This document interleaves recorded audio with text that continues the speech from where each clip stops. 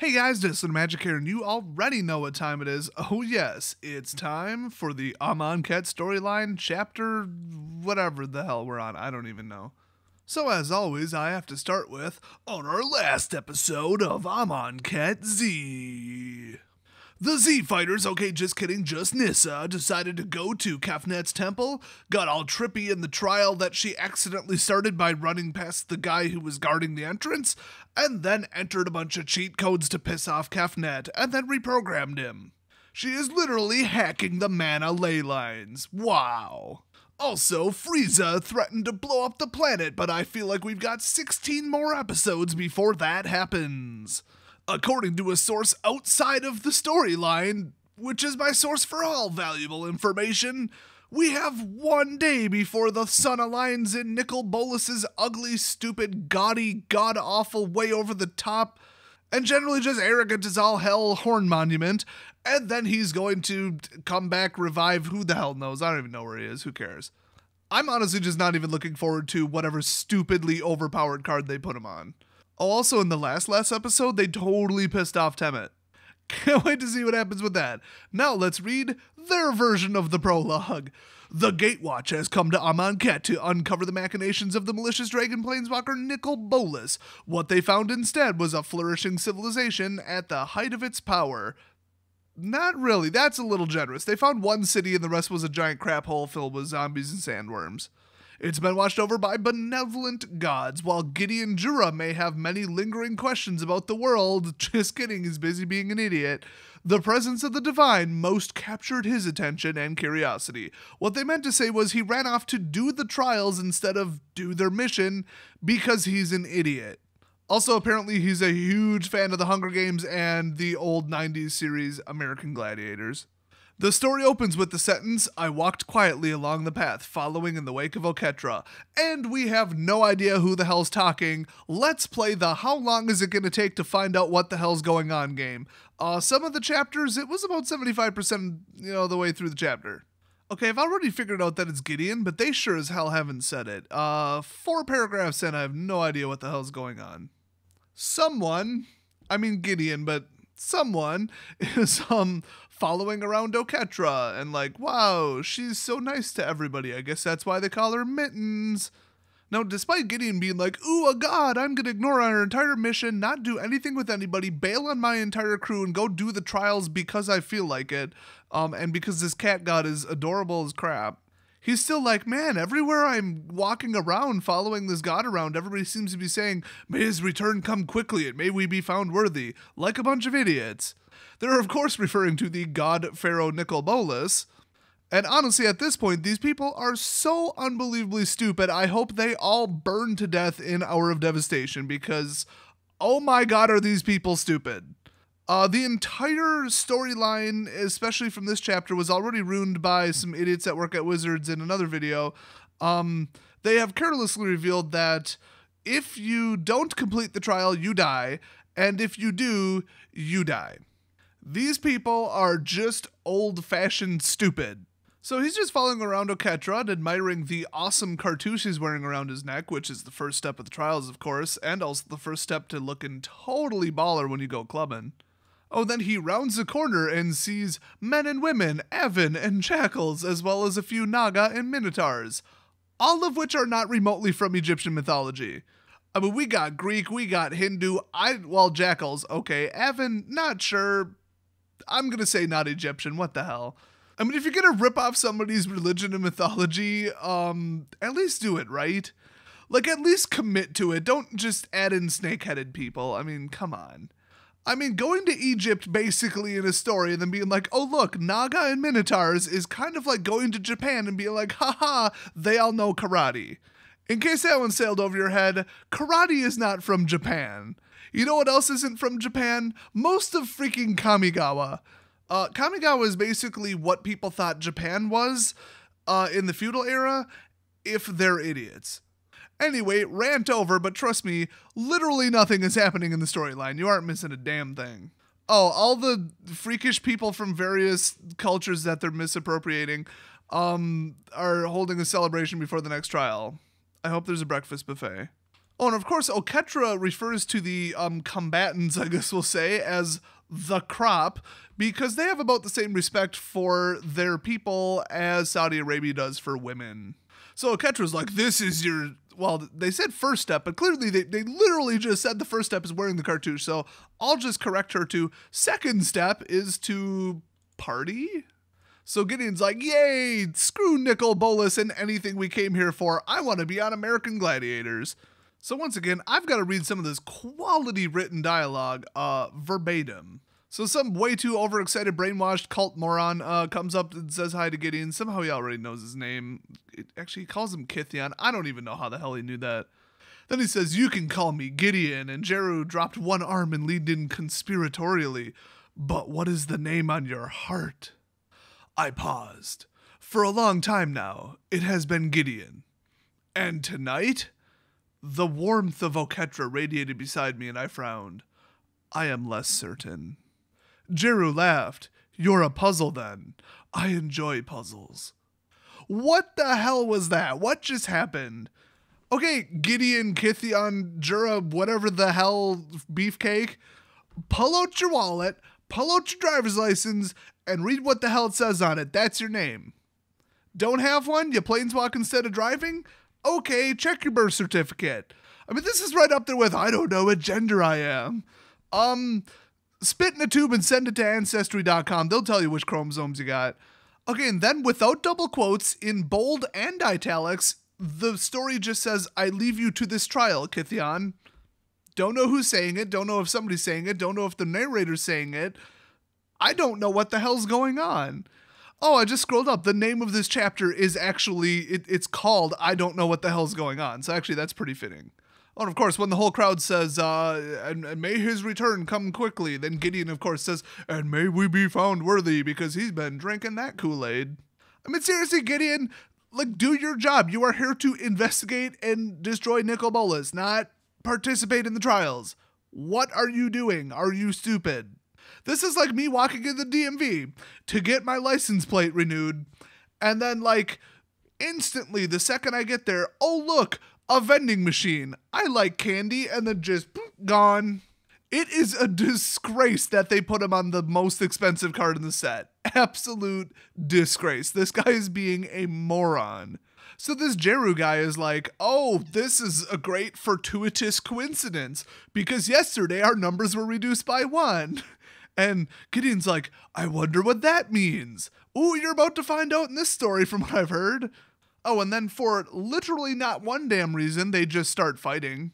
So then, of course, Gideon thinks to himself, oh man, too much time punching and slicing through gear hulks and sandworms. Not enough time fighting hand to hand. So Jeru hauled him to his feet and said, you're good. You could be better. Come. You think that's air you're breathing? Free your mind. When you saw Oketra, then saw Oketra again, was it the exact same cat or a similar cat? I'm just going to fill the rest of the story with Matrix references. Okay, we're too far gone already. Once you go Matrix, you never go back. So they start describing the trial of solidarity, which sounds, honestly, very American Gladiators-ish. I'm sticking with that one. They had to, like, defend an obelisk while retrieving Oketra's arrow that she fired or some dumb crap like that. I don't know. Okay, this is how stupid Gideon is. So finally, Jeru's like, oh, forgive Kamad's directness. Our crop's success sometimes lets us forget that not all make it through the trials without losses. And so Gideon's like, losses? Actually, there probably should have been a question mark at the end of that. I mean, this ain't the first grammatical error. And then Jeru's like, yeah, still with a smile on his face, many other crops are culled significantly from trial to trial and reformed with others. You are not alone, my friend. Gideon's probably sitting there like, oh, they must have been disqualified. The ref must have pulled out a red card. And then some random lady is like, oh, of course, but we look forward to greeting all of our fallen brethren as they are restored upon the return of God Pharaoh. Now, here's the problem. That is logically incorrect. They're resurrected as mummies, and they're honored dead, so that is a direct contradiction to, like, reality. And so then, of course, Gideon thinks to himself, my mind raced as we walked trying to piece together all this information. I had myself witnessed the dead returning to life on this plane, but the way Jeru spoke of the fallen returning sounded different. Restored, he said. Was this true? Or even possible? No, you idiot. Nicol Bolas set up all this crap. You freaking moron. Does Gideon just wake up in the morning, get out of bed, look in the mirror, and ask himself, why the hell are you this stupid? So anyway, team whatever the hell he's just joined, who's basically gone undefeated in the trials, and not lost anybody, I should say, even though he literally just said they lost somebody. I mean, it's like a paragraph apart. Like, how hard is it to not contradict yourself in one damn story? Anyway, he's like, oh, we're going to go do the Trial of Ambition, so, yeah. Gideon's our new teammate because we just lost somebody, even though I literally just said that we got through without losing anybody. Oh, and of course they make sure to note that pretty much everybody on their team is like 16 years old, so this is literally the Hunger Frickin' Games. I mean, how hard could you rip it off at this point? This is ridiculous. Oh, they finally maybe hinted explaining what the hell they were talking about. Apparently, the person they lost was named Samut, and if you've seen the card, it's probably the crazy lady running and screaming through the crowd saying that the gods are a lie and the trials are a lie and the cake is a lie and everything else. Oh, and they're all living in a giant matrix, too. She was definitely saying that. So she's, quote, the lost now, and he's replacing her. So they technically didn't have a death. They had a, well, disqualification, red card. I guess I was right. So then Crocodile Head God, who never walks around the city apparently, shows up and is like, oh, let's hype up the crowd and crap. So then she, apparently, it's not a he, who knew, she says, only the strong will triumph, but strength is learned. None are born strong. And so then Gideon steps in front of the crowd and says, not even the gods? Yes, for no logical reason except to serve the purpose of a plot twist, just like every other frickin' chapter of this damn story. So Crocodile Face just says, ha ha ha, how brazen, and then just keeps talking. So then she picks out the 20-person team from the Ta crop, which is the team he just joined. And she's like, hey, you shall be the next to face my trial. And next, a word from our sponsors. Hey, weren't there 20 members in the Hunger Games? So then he says, the whole night they hardly slept. Wow, that's a great way to pass a trial where you could die, you idiots. So they show up and they're like, oh, to pass the trial, you have to progress through the monument and ascend to the very peak where Bontu herself awaits. But apparently she gets bored easily and then just leaves. So you also have to kind of hurry, not just make it to the end at all. So room number 1, they have to somehow find a way to jump over a giant puddle of disgusting filth, as they put it. So in the middle of the puddle, apparently there's some kind of crank, so they send in like the dummy guy who sucks and is really weak. No joke. And he starts turning the crank and a chain link bridge rises out of the muck. Oh, good. This dude is like neck deep in this crap. Like, that is gross as hell. So it turns out the muck is kind of reactive when they burst open the walls and add ingredient number 2, and then it basically dissolves whatever guy they sent in. Oh, and it starts kind of dissolving the chain link bridge too. They must go through a lot of those bridges, by the way. So the other 19 just like hightail it across there, and Daddy's dead. Oh, his name was Deddy, by the way. Deddy, you will be missed. So Gideon's like, oh my god, some guy just died. This sucks. And plus, like, why are you all so chill? You said you haven't lost a person yet. And then, of course, he thinks in the story to himself, whatever, what were the gods testing for? Why would Oketra guide me to this trial? Maybe because you're an idiot and you guided your damn self to this trial, you freaking moron. You decided to follow Mittens around. You decided to enter the trials. You're the idiot. So in the next room, everyone's like, oh no, it's an emmet. And then Gideon's like, what's an emmet? And Jero's like, what? And so he says, it's a soul devourer, a demon, nearly impossible to kill. Our best bet is if it doesn't notice us, ... And then the creature wakes up. Now, if you haven't seen the emmet on the card, it is a freaky looking beastly creature. So then Jero's like, oh crap, starts swearing his head off, and then gives out a whole bunch of orders like, hey, archers, shoot him. And this thing is like fast as hell, so he starts talking to the operator. He's like, we need an exit, and he starts looking for a phone. I really thought I'd have better Matrix jokes by now. So they all take turns cleverly distracting it so that they can make it to the other side of the room and start exiting down the next corridor, but nope, it catches one of them and eats them, and Gideon's all like, oh my god, this is so terrible, I'm such an idiot. So Gideon's like, screw this, you guys are nuts, and he has his little chain whip razor thing, whatever, I think it's called a Saral, and he starts slashing at the demon, because he's like, I'm gonna kill it! And the blades didn't do a damn thing, they just bounce off of his back. Awesome. So then the Amonkhet turns around and just slaps the crap out of him. So, it tries to bite him and he holds off his jaws with some kind of shield or something. And then, he tries to pick it up and throw it against the wall. It doesn't move at all. Now, see, I'm not very familiar with Gideon's planeswalker powers. Up till now, I just assumed his superpower was being incredibly, unbelievably stupid. But apparently, no, he makes his skin shimmer with golden light, protecting him from being damaged in any way. That's what he meant by his shields. Kind of makes sense if you've read the Gideon cards. He's kind of indestructible. So Gideon's like, oh crap, I can't kill him, he can't kill me, but he keeps throwing me against walls, and it's kind of messing with my head, which is clearly damaged already. So then the last person left, Hepthis or whatever the hell, starts casting incantations and blasting him with wind and crap, and he's like, run, and Gideon's like, yeah, I probably shouldn't have attacked him. And unfortunately, because of Gideon's careless stupidity, flying guy, I forgot his name already, he got eaten by the Amonkhet too. They're down to 17. So the next fun room is completely dark. They can see a little bit of ambient glow from the room they were just in, just enough to make out, and they can also hear giant bladed pendulums swinging back and forth, and they have to walk through a corridor that gets narrower and narrower, and by the end, only one person can pass at a time, and every time somebody makes it past, the blades get faster. So finally, Gideon gets a little bit of a hint of how stupid these people are when leader guy Jeru says, you have lost your entire crop in previous trials, which apparently is what he thinks happened, and yet you treat each glorious death as a tragedy. Your facade of heroics and rescues does nothing but insult and diminish our crop mates' sacrifices and bravery. Okay, even I think that he thinks what he's saying is BS. He's just happy it wasn't him. But then Gideon, after hearing this ridiculousness, focuses his chi to summon the greatest level of stupidity he's ever achieved before. He says, you are a stranger to this world, Gideon. Things are different. Death is different. Leave your judgment behind. Or keep it with you. Notice that these people are morons and that they're all misled by Nicol Bolas, and get a damn clue, you beef-headed idiot. Seriously, Gideon has been the least likable character of this entire story. He is such an idiot so far. So they notice that the previous room was getting awfully quiet, and then they're like, oh crap, the Amonkhet somehow found a way to squeeze through the corridor. Awesome. So he's coming down there, and they're like, yeah, we gotta go now. And there's 5 people left to go through the blades. $10 says one of them doesn't make it. I'm calling it right now. Yep, that took a paragraph.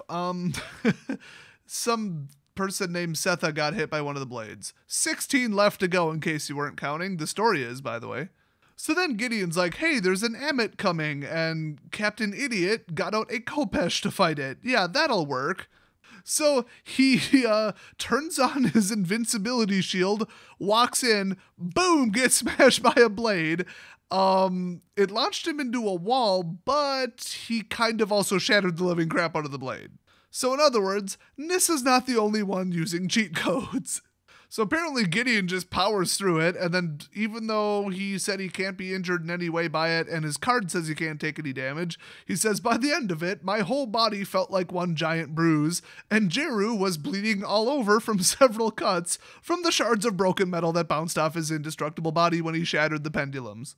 That's actually really funny. I don't even know why. It's just hilarious. So Jeru's like, wait just a minute. I've never seen anyone do anything like that, mage or warrior. There's not even a question mark. He's just like, oh, I've determined that you're either a mage or warrior. I don't know what the hell's going on. And of course, Gideon decides to be overdramatic, and he's like, it is a gift and a curse. And Jeru says, you are still a puzzle. I'm not sure I enjoy this puzzle anymore. I'm not even making that up. He said that. Oh my god, I hope Omnixos burns this whole city down. I really do. This place is like the movie Idiocracy if it was held in Egypt. So some homeboy named Maris is already in the room explaining to everybody, okay, I think I got this. There's 4 pillars. We got to have 4 people stand on top of them. And then something probably unpleasant is going to happen, but you're probably going to stay on top of the pillars to keep the door open so that we can escape. I bet you those 4 people are going to die. And then, of course, Jeru adds, the Amonkhet is still coming down the hallway, and it's pretty likely to make it through because Gideon disabled the blade trap. Oh, I called it. And by the way, Captain Jackass, Jeru, decides to swap out the people who were going to go on the pillars because basically short version is he's like, oh, he's really strong and he'll probably do better in the next one. So he's pretty sure they're going to die too. So when they stood on the 4 pedestals, the door opened, but then they sank down onto the ground, and then the Amonkhet charged in, and a bunch of other monsters got released as some kind of trap from the other walls, and yeah, there's 12 now. So then even the person writing the story is sick of this crap, so it just says hours later. What happened to those hours? Who the hell knows? But they finally reached the top tier of the pyramid, where apparently Bontu herself is sitting on a throne. So apparently there's now 9 of them because some of the rooms were just specifically designed to have people left behind, so that's nice. So Bontu's like, you kept me waiting. It's like, come on. Like, keep it real, Bontu. And there's a bunch of pools of water and a whole bunch of weapons on the walls, and the water is full of poisonous water serpents. Sounds fantastic. So if you want to pass the trial, Bontu's like, oh, I need a heart. That's the toll to cross the bridge, which is made out of scales.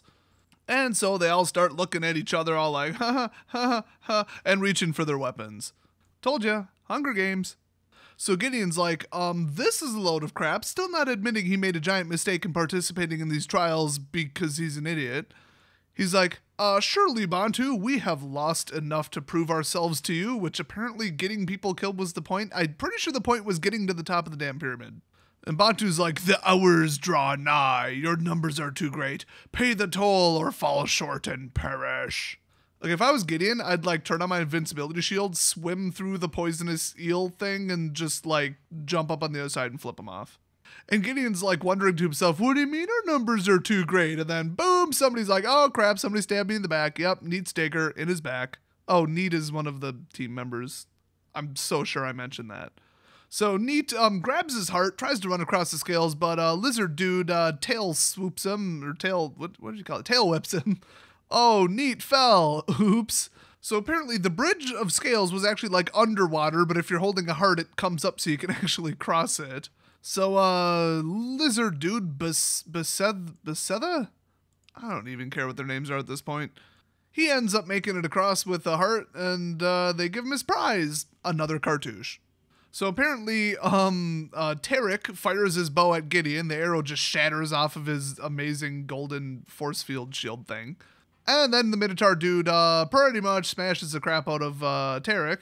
So that's awesome. So Gideon's just standing there, and he says occasionally somebody tried to hit him with something and just, gold force field.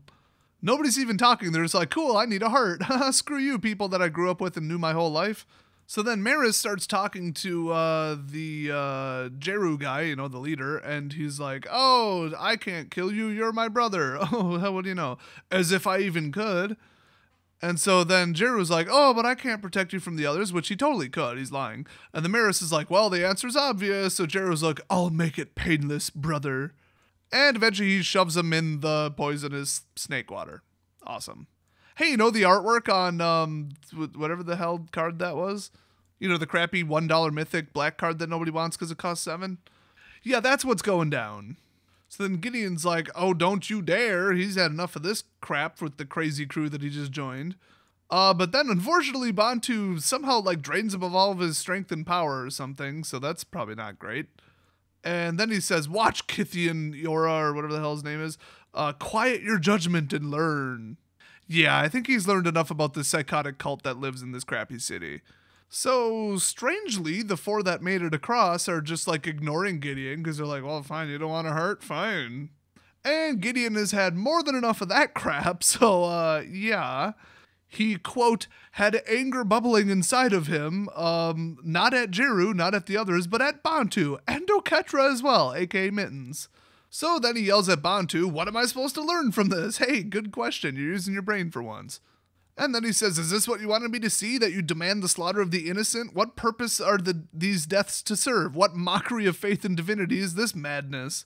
And Bontu's viziers are kind of mad. So then Gideon keeps his invincibility shield on, and he must have heard me. He jumps into the water and swims across. The snakes swarmed him, but they couldn't really do a damn thing, and they all ended up breaking their fangs, which is hilarious. And so then he says he drags himself out of the river and stands between the god, glaring up at him. I'm sure he's thrilled that he just cheat-coded his way through. So the four that made it across legit are looking at him in, quote, horror and outrage, and the viziers are ready to blast him with every spell they've ever, learned. And then Bontu's like, you have not paid your toll. And Gideon pounds his chest and says, here, come take it. Ha ha ha, epic. And then Bontu actually laughs and says, still so brazen. And then, of course, she adds, and yet still so ignorant of our world. Yeah, more like Nicol Bolas reprogrammed you idiots. So then Gideon's still trying to convince everybody else. He's like, what if the God Pharaoh is not what he promised? What if? And they're like, oh, heretic. And, they like pull all their weapons out as if that's going to do a damn thing. So then Bontu starts talking to him just inside his head with a bunch of, blah, blah, blah BS from his crazy death cult. And then he's like, leave my temple. Anybody else wanted Gideon to fight the god and totally kick him in the nuts? Because I did. Yes, she's a female. Get over it. So on his way out of the temple, Gideon's all internal monologuing, because why not? He's saying, I've moved even further from understanding this world, myself, anything. Calvin Klein. So Gideon finally realizes, because they already wrapped up the dead people, that the mummies are actually failures of the trials. I mean, come on, really? You didn't figure that out? He's literally like, the missing limbs, I get it now. Yeah, idiot. Okay, I've got to read the super dramatic ending because it's just that read-worthy. Is their unlife a gift or slavery? Are the gods good or corrupt extensions of Nicol Bolas? Is the viciousness of the trials a dark perversion of a world? Or is death truly the highest calling on a plane where all ends in undeath? Overhead, the red sun plodded its inevitable steps toward Bolas's arrival and return, the god Pharaoh's return. The mantra echoed in my mind. May he return quickly, and may I be found worthy. My fingers wrapped into fists, I tore the cartouche from my neck, dropping it on the ground before me. Worthy to strike him down. Dun, dun, dun. So he finally decided, you know what, maybe these trials aren't for me because these people are freaking nut jobs. I'm going to try to kill Bolas when he comes back. Well, good for you, Gideon. The last horse finally crosses the finish line. He's like, maybe this place that Nicol Bolas screwed with isn't so great and I shouldn't participate in their Hunger Games. I need to kill Nicol Bolas and escape the Matrix. Seriously, I really thought I could come up with better Matrix references throughout this story, but they just aren't coming to me. But it is not the will of the story that I wish to bend, but I'd have to, I don't remember the damn quote. Something about there is no spoon. I don't freaking know. All you have to realize is there is no story, only bad authorship. So what will happen on the next episode of Amonkhet Z? I don't know or care. I actually do care. I'm really looking forward to see what happens. I can almost guarantee that they're just going to dick around for like 2 more chapters and then it's going to end with, oh, look, Nicol Bolas is back. And then we got to wait like 3 months and then we'll have the Bolas story. Like, you really think he's going to show up and then they're going to start fighting him and then go to Hour of Devastation? Probably not. By the way, I've already cracked the code. I know what's going to happen in the next chapter. The whole gang gets back together and helps Liliana fight that demon prior to Nicol Bolas's return. So don't look for a conclusion to the Nicol Bolas part just quite this soon. So Liliana's only here to kill a demon and doesn't give a crap if she's acting like a complete, spoiled brat as usual. Let's see, who else is here? Chandra's a bumbling idiot and she can't stop lezzing out long enough to not be an idiot. This is all going all hipster and reading the ley lines of the man of the world and then just like hacking and using cheat codes. Gideon's all like, oh my god, maybe I shouldn't have been playing games instead of doing my job. I should probably go try to kill Nicol Bolas now. So he's back on track for now. I hope that's all the planeswalkers added her, because that's sure as hell all that I remember. For all I know at this point, Tamiyo's here doing moon magic. I don't know. I wasn't paying that close of attention. Hell, she might even be dead. I don't remember what the hell happened to her. All I can hope is Emrakul escapes the moon, shows up, turns Nicol Bolas into a giant tentacled octopus, and they destroy this crap hole of a city and all the idiots who live there. Call me a little pessimistic. So hopefully you guys enjoyed this wonderful story and my wonderful take on it. Let me know, do you think Gideon's as much of a complete idiot in this story as I do? I mean, I'm kind of playing it up mostly for laughs, but also because it was so random and unexplained in like the first chapter of the story where he just is like, oh, look, Oketra. That kind of reminds me of the gods that I hate back in Theros. Except maybe these ones will be cool. And then he just goes off the rails as like, I'm going to participate in the trials. But none of it's clearly stated. Like, it's just kind of always in the background. Like, you just hear it through other characters. So he shows up, yes, mission, teamwork, woo, gatewatch. Yeah, bye, guys. I'm going to go do my own thing. Like, just randomly, for like no reason. Does not fit his personality. Does not fit the storyline. It's just weird. It was so weird. I just can't get over how weird and random it was and how they're trying to like explain it away in the story just because they wanted a character to do what he did. So they made some just ridiculously wafer thin reason for him to just like walk off and go do his own thing. So anyway, did anybody find that as weird as I did, or do you know more about Gideon than I do? Because honestly, I haven't read a whole lot more about him. I did not read the Theros storyline. In fact, somebody go get Saibon. Have Saibon explain this crap to me because I don't get it. So anyway, what's going to happen on the next episode of Amonkhet Z? I don't know. Just kidding. Liliana versus the demon. But who can possibly defeat Cell in the Cell games? Find out on the next episode of Amonkhet Z.